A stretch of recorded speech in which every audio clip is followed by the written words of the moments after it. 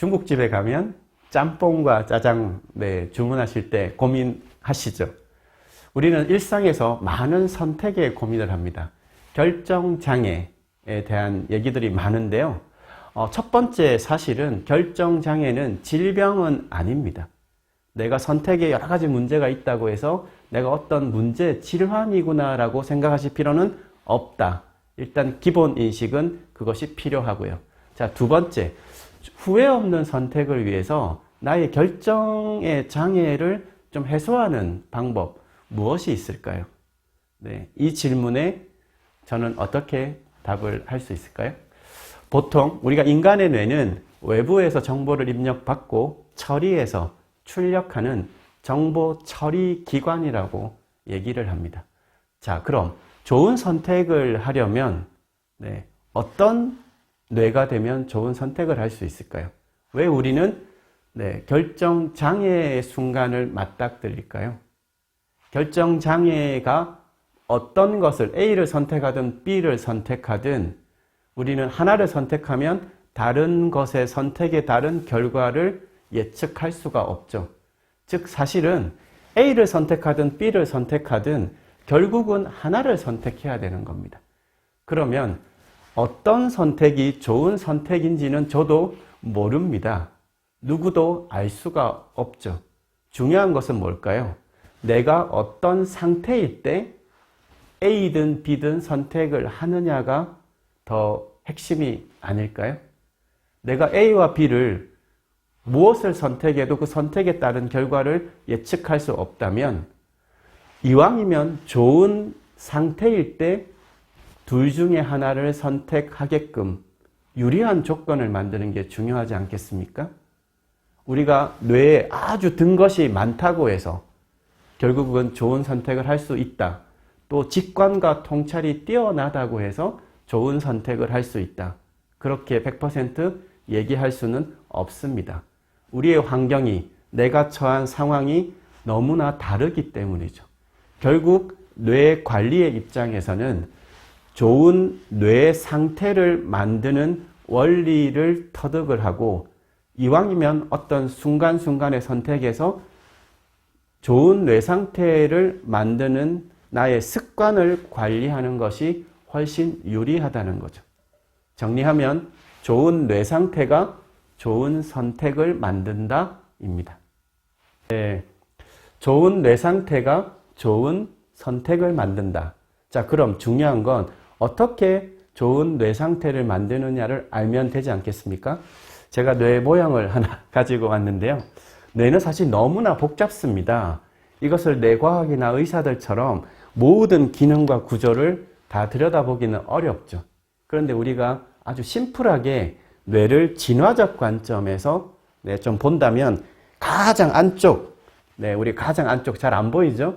안에 있는 게 바로 생명 중추에 관련된 기제입니다. 우리가 호흡을 하고 심장을 박동을 뛰게 하고 호르몬을 적절하게 조절하고 즉 자율신경계를 유지하게 하는 또 항상성이라는 생명의 기제를 갖게 하는 게 이 뇌의 가장 안쪽에 있는 거죠. 가장 안쪽에 있다는 얘기는 뭘까요? 아, 가장 먼저 생겨났구나 이렇게 생각할 수 있겠죠. 그리고 우리가 중간층도 잘 보이지는 않는데요. 중간층에는 우리가 감정, 정서에 대한 기제, 우리가 림빅 시스템이라고 하는 되뇌 변형계 2층이 있습니다.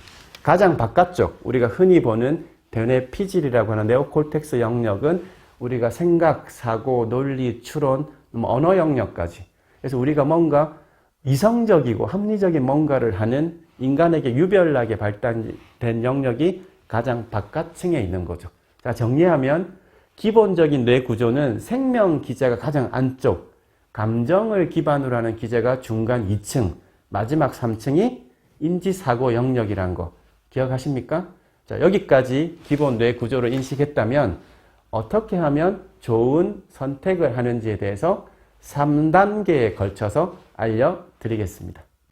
자, 좋은 선택을 위한 1단계, 신체 균형을 체크하라. 1단계가 신체 균형을 체크해야 되는 이유는 가장 뇌의 안쪽 1층에 이 생명 중추 기제가 자리하고 있기 때문입니다. 인간의 뇌의 의사결정, 선택에 가장 큰 영향을 미치는 것은 우리가 인지를 하든 인지를 하지 않든 나의 몸의 상태입니다. 네, 내 몸의 균형이 깨어지면 나도 모르게 그것이 감정과 사고에 영향을 미친다는 사실, 뇌로 보면 가장 안쪽에 자리하기 때문입니다. 네, 좋은 선택을 위한 첫 번째는 나의 신체 균형을 체크하라입니다. 2단계, 감정의 균형을 체크하라. 우리가 좋은 선택을 하기 위해서는 전날 뭔가 누구와 대판 싸웠거나, 네, 어떤 부부들은 부부의 부부싸움을 했거나, 아니 뭔가 감정의 편향이 있을 때는 좋은 선택을 할 수 있을까요? 세계적인 뇌과학자인 안토니오 다마지오 교수는 인간의 의사결정에 정서가 주도적으로 개입하며 우리가 이성적이고 합리적 결정을 한다고 생각하지만 정서적 상태가 많은 영향을 미친다고 했습니다. 이 다마지오 교수의 이 정서와 이성적 사고의 상관관계의 핵심은 이성적 사고의 영역이 뇌 바깥층 3층에 자리하고 그 아래에 감정 기제가 있기 때문에 안쪽이 바깥쪽에 영향을 크게 미친다는 사실입니다. 1층은 신체 상태, 2층은 정서에 대한 것, 3층이 이성적인 기제, 심플하게 이렇게 나눌 수 있죠. 그래서 2단계 나의 감정의 균형을 체크하라입니다. 자, 3단계는 가장 3층, 의식의 편향성을 체크하라. 아주 중요한 인생의 선택의 시간이 주어졌습니다. 네. 그러면 여러분들 어떤 뇌 상태에서 그 선택을 하는 게 맞을까요? 평상시보다 좋은 신체 균형 상태라야 되지 않겠습니까? 그리고 어떤 감정의 편향이나 플럭추에이션, 이런 플러스 마이너스가 있다면 좋은 의사결정을 하기 힘들겠죠. 그런데 마지막 3단계, 의식의 편향성을 체크하는 것이 필요합니다. 우리는 평상시 수없이 많은 정보를 입력받고 그런 게 축적이 되어 있는데요. 0점의 순간에 가장 좋은 선택을 할 수 있습니다. 어떤 사람은 선입견도 있고요. 어떤 고정관념도 있고요.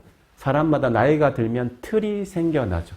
그런데 너무나 중요한 선택의 순간에는 그런 것들에 편향되지 않고 아주 0점 상태, 치우치지 않은 그 정보의 처리의 선택에서 뭔가를 결정하는 것이 중요합니다. 그래서 직장에서는 옥상에 올라가서 한 30분 정도 먼 호공을 바라본다거나, 아니면 너무나 중요한 인생의 결정이라면 평상시 가지 않았던 바닷가나 산이나 이렇게 가서 몇 시간 멍하니 이렇게 자신을 응시해 보는 것도 필요하겠죠. 그래서 마지막 3단계 의식의 편향성을 체크하라가 좋은 선택을 위한 3단계가 되겠습니다.